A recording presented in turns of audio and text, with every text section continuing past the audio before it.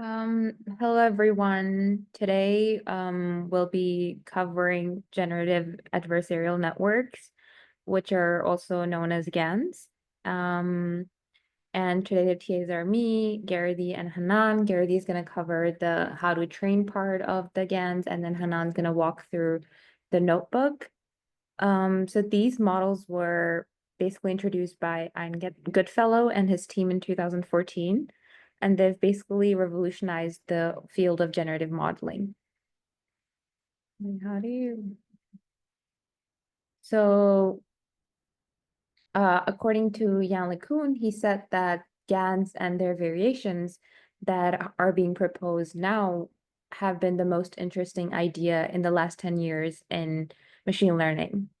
And they've found like many applications in numerous fields. So like GANs can be used for like image synthesis, like generating realistic images such as in StyleGAN. And like I bet you've heard of like deepfake, for instance. They're also used for data augmentation, where you create synthetic data for like training machine learning models. They're also used for super resolution, where you enhance the resolution of lower quality images, and then video and music generation and so on. So here's like a video of their use case, for instance.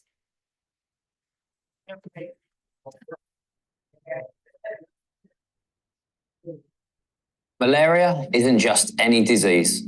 It's the deadliest disease there's ever been. Se dice que ha matado más de la mitad de la población que ha existido. وما زالت تقتل. So here's a video of like David Beckham basically speaking in 9 different languages for a campaign. So even though it's very creepy, but of course it wasn't actually him, but it was the generative adversarial networks were used to mimic to show that it was as if he was speaking the languages.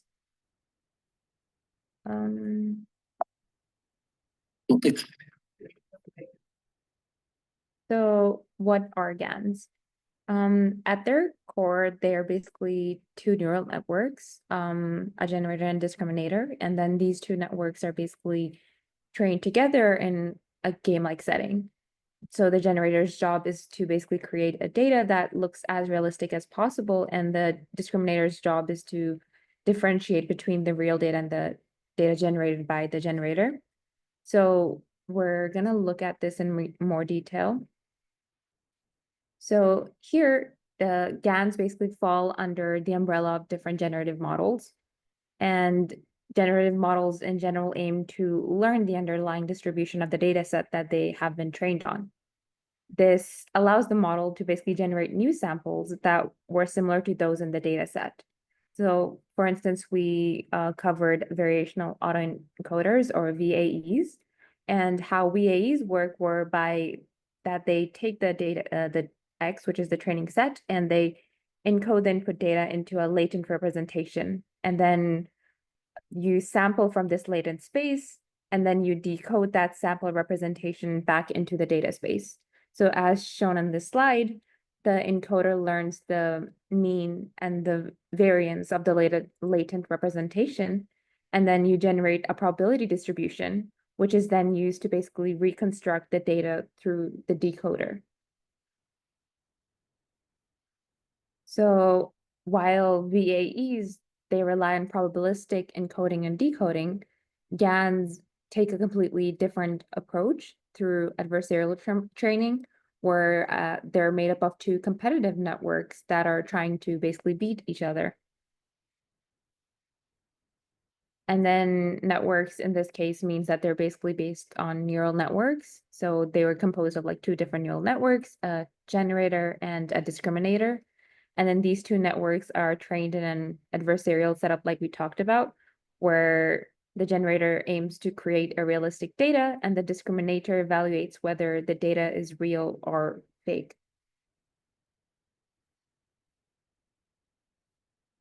So in general, the generator basically takes a random noise vector, which is often sampled from a Gaussian distribution, and then it transforms it into data resembling the training data set. The discriminator, on the other hand, it receives the real data from the data set and the fake data or generated data from the generator. It then outputs a probability indicating whether the input is real or fake. So the two networks are trained in sort of a zero-sum game where one success is basically the other's loss. Our main thing that we care about eventually is that we want the generator to be really good. And for the generator to be really good, we try to make sure that our discriminator is really good, which in turn makes the generator really good. So for this, I will hand it over to Garrity to walk you through how to train again. Thank you, Emma. So now you should ask yourself how we train a gun. So to train a gun just involves some two key steps. First, we train a discriminator to accurately classify real data and fake data. So here, real data, it comes from the training data set here in real data or given training data. And then white fake data, it is coming from the generator here in the generator part. We just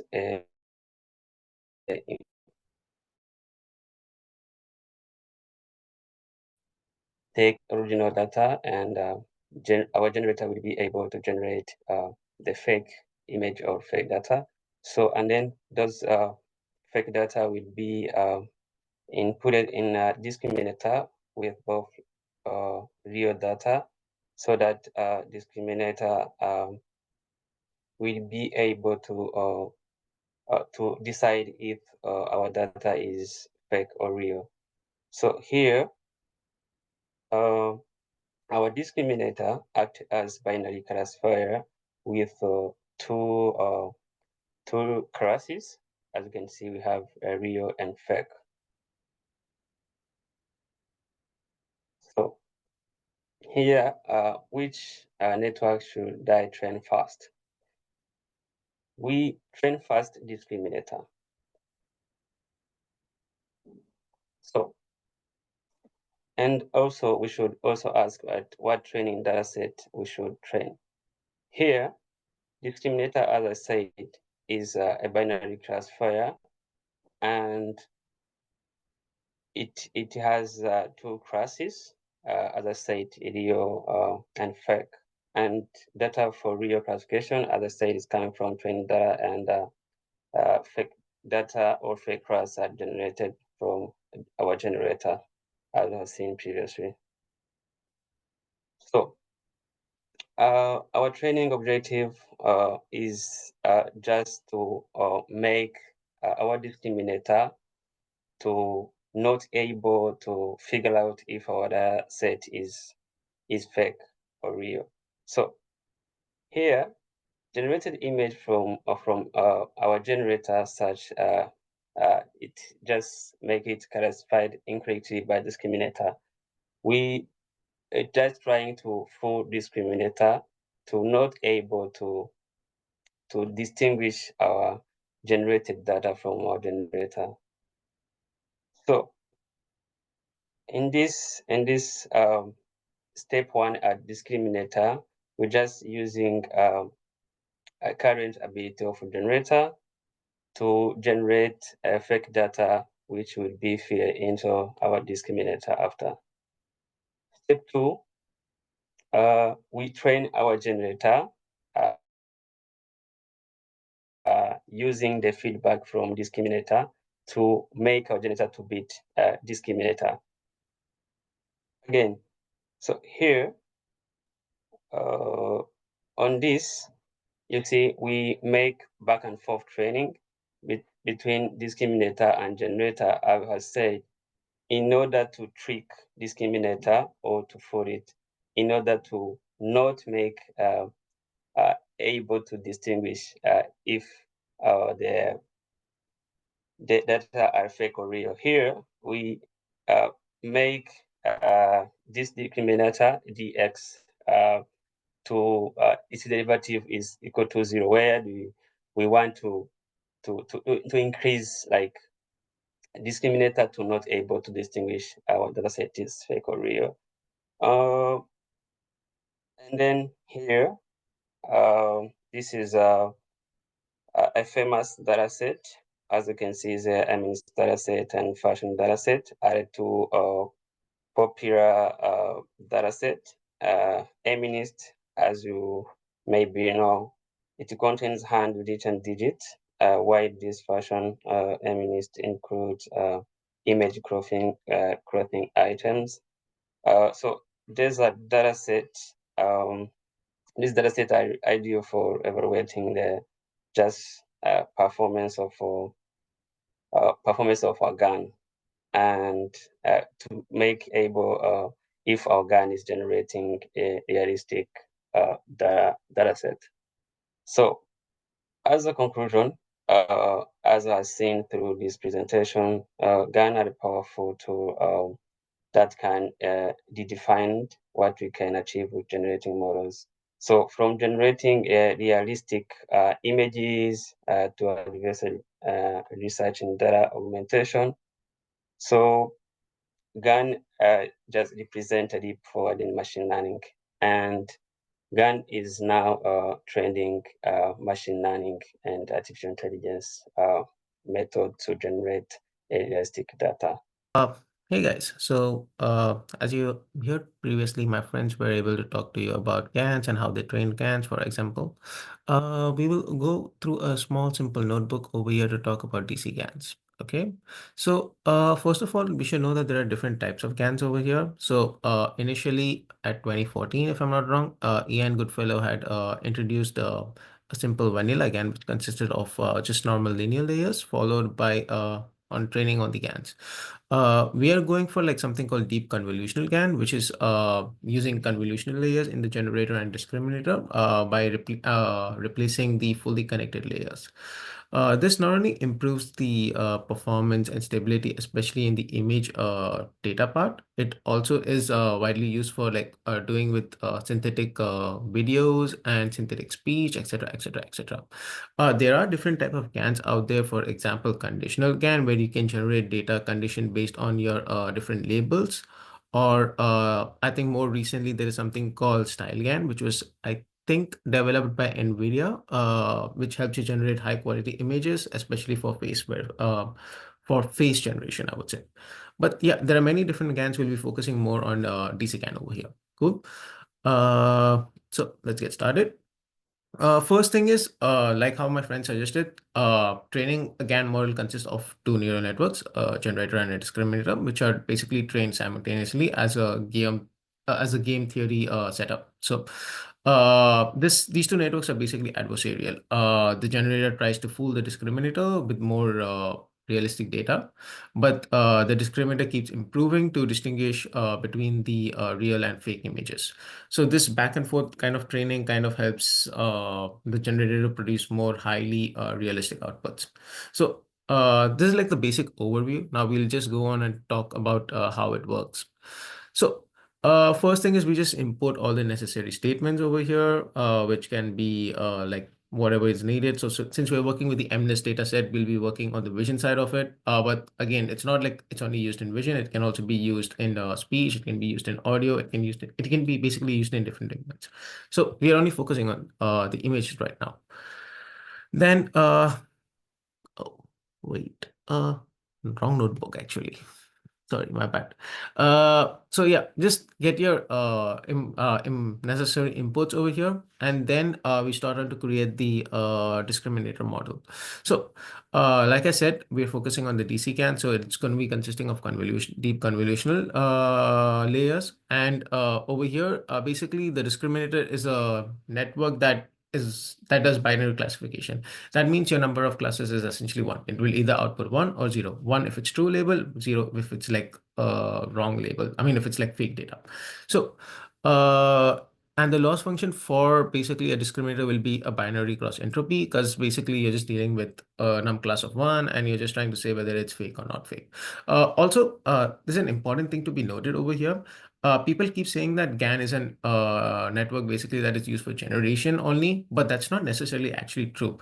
the discriminator, especially in the network, can be used as well, especially in recent times where deepfake detection is a thing right now, where we get like these super high quality images and people don't know how to know whether that's fake or not. So in that case, the discriminator of the GAN is used or is being actually employed to detect whether image is fake or not. So there are currently many research that is going on in this area. It's still pretty new, but still, the discriminator has still some more value. People many a time say it's the generator. That's not entirely true. So yeah, their discriminator is being used as well, especially in the areas suggesting of like finding whether the thing is fake or not and all that stuff. But yeah, that's besides the point. Let's go and talk about the discriminator over here. So we're starting off with a very simple network for the discriminator. It's just like normal convolution. So it's like, let's say if you have an image of 28 cross 28, which is basically the MNIST data set, you put it through like like around 3 convolutional layers and downsample it until you're able to make the height and width of your feature map as 4 into 4, and basically your in channels is 128, after which you do an adaptive pooling. These all are the basic stuff that we have learned in CNNs is I would say, but it's just like a small brief overview on it. And after you basically do a adaptive pooling, you just get a 128 cross 1 so like your shape is going to be 128 cross 1 because you take a mean over your feature maps, and then you put this through a linear layer to basically get it into your num classes of 1 where it outputs either 1 or 0, and then you put it through a sigmoid function. So a sigmoid function over here is basically essentially used as a kind of a probability distribution to map it between 0 to 1. You need not actually use sigmoid. You can also use softmax, or you can also basically use a tanh function to make it map it between -1 to 1. It doesn't really matter, but it's up to you on which function you want to use. This is just a forward algorithm where you basically go through the convolution and then you basically flatten the layer and then apply the fully connected layer over here, and you return y as your output. Now comes to the generator part. So for the generator part, we don't use proper convolution, but we use something called transpose convolution, which we basically have covered this in your homework 2P1, especially where you had to make it. This basically, instead of downsampling your image to a smaller feature map, you're upsampling it from a smaller dimension to a higher dimension. But yeah, it's pretty simple stuff. It's like, for example, you have yeah. So for example, if you have like something of a dimension of, let's say 28, or let's start with here itself, like 5112, 4, 4.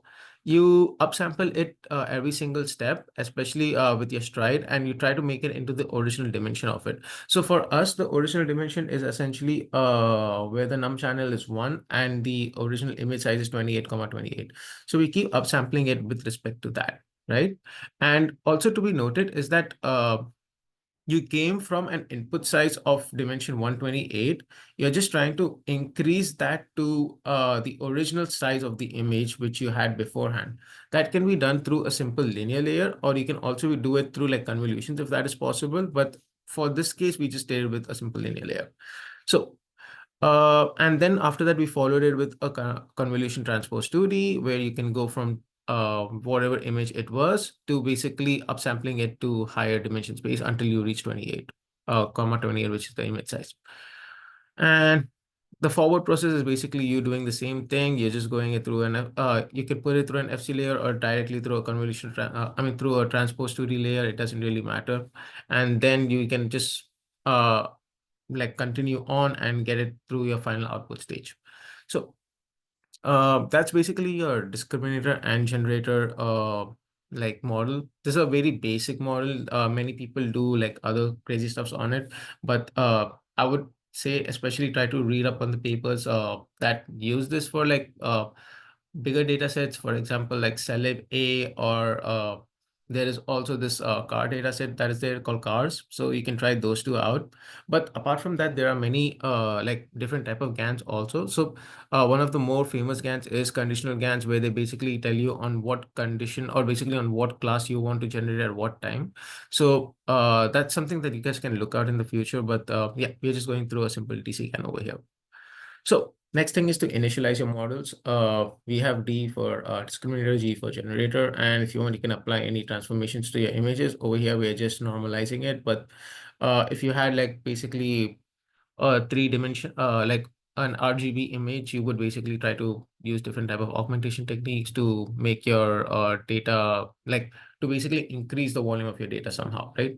I mean, it doesn't actually technically increase it. It basically just every epoch, the augmentation changes, and based on that, it's like as if you're replicating more data. But that's like that's basic stuff. So let's go to the next slide where we are like talking about the data set and the data loader. So we are just basically using a normal MNES data set. We're downloading it and basically creating a data loader out of it.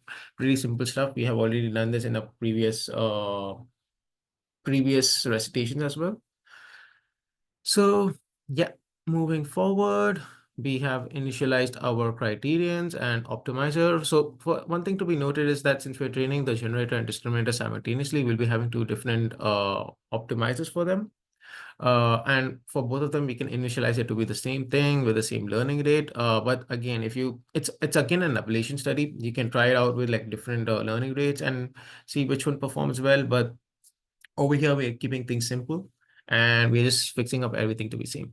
So like I said initially itself that we are going to be using binary cross entropy for the discriminator part, but over here we'll also use it for generator because we are just dealing with MNIST data set and it's really not needed to go complex for it right now. Unless your data set is very high, then you can try using different type of loss functions as well for it. So next thing is putting in the training config. We trained it for 30 epochs, but I think you can get good enough results in this notebook with 20 epochs as well. It doesn't really matter. And then there is also like the size of your noise vector to the generator, where you just define what is the initial size of it. And the other two things is basically for our training function to log our outputs at what step. And basically the other one is end critic, where we are saying, okay, after how many steps of training of the generator and discriminator do we want to actually put the discriminators, I mean, like it's like after how many steps of the generator being trained, you want the discriminator to get the output from. So those are like basic stuffs, but we'll be talking more about them in the epoch 2. Yeah, then over here, you're just telling the labels and I mean, what is the labels for your real images and your fake images? So one thing to be noted is that you'll be alternating between providing the real image and the fake image. The fake image, I mean, is the images generated by the discriminator. So if it is fake image, you have to give it, you have to give basically a different label. In this case, we're giving torch.zeros. And if you're giving like the real images to the output, you need to basically give what is the original image, which is going to be torch.ones. So yeah. Now this is just a normal, here's where the fun stuff comes, where you basically put your discriminator and generator together to train your model and go forward from there. So first thing is you get your you always start off by training your discriminator because you want your discriminator to be slightly better than your generator initially, at least, so that it can distinguish between the real and fake when basically the generator just gives you random noise initially itself. So that's why you start with discriminator training, then you go with a generator and back and forth. And usually in the fine-tuning stage, you can see which one performs really well and then tune it up accordingly to that.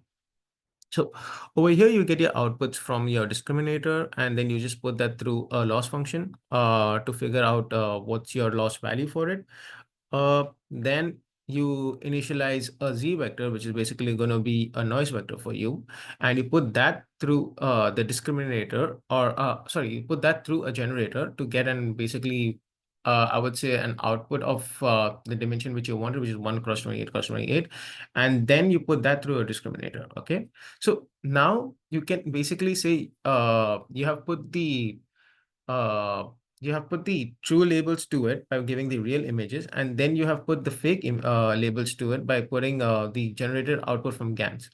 And then you have the loss for both of them. You can add both of these loss together as like 50 cross 50. I mean like 50% of this is the loss and 50% of that the loss. But you can also tune that by putting like a beta value for basically uh, either for your fake part or your real part, depending on which one you want the discriminator to be more good at, I would say. But again, it doesn't really matter. Many of the times, many people just do it like a 50%, 50% of that. But again, it's like it's like a hyperparameter tuning at the end. Once you get your loss done, you can basically backprop it through your model. And once that is done, you can just train your generator. Normally, how it's done is by, again, putting a z vector, which is going to be a random vector through the generator. Then yeah, so this is the area where I was telling, like, when do you want your basically your generator to be trained after your discriminator to be trained, right? So over here, we set it out to be 1. So the generator gets trained with the discriminator every single time. But many a times you want your discriminator to be better, right? So you can train your discriminator to like train for 2 epochs. Then after the second epoch, you can train your generator and discriminator, or you can basically do it after 4 epochs, 5 epochs, depending on however you think it's good. So one thing to be noted is that training again is always very tricky. So many people try these kind of techniques out, and it's totally worth to try these things out, because at the end of the day, even if you like do it in the basic like even in the most basic way, you may not get the optimal results.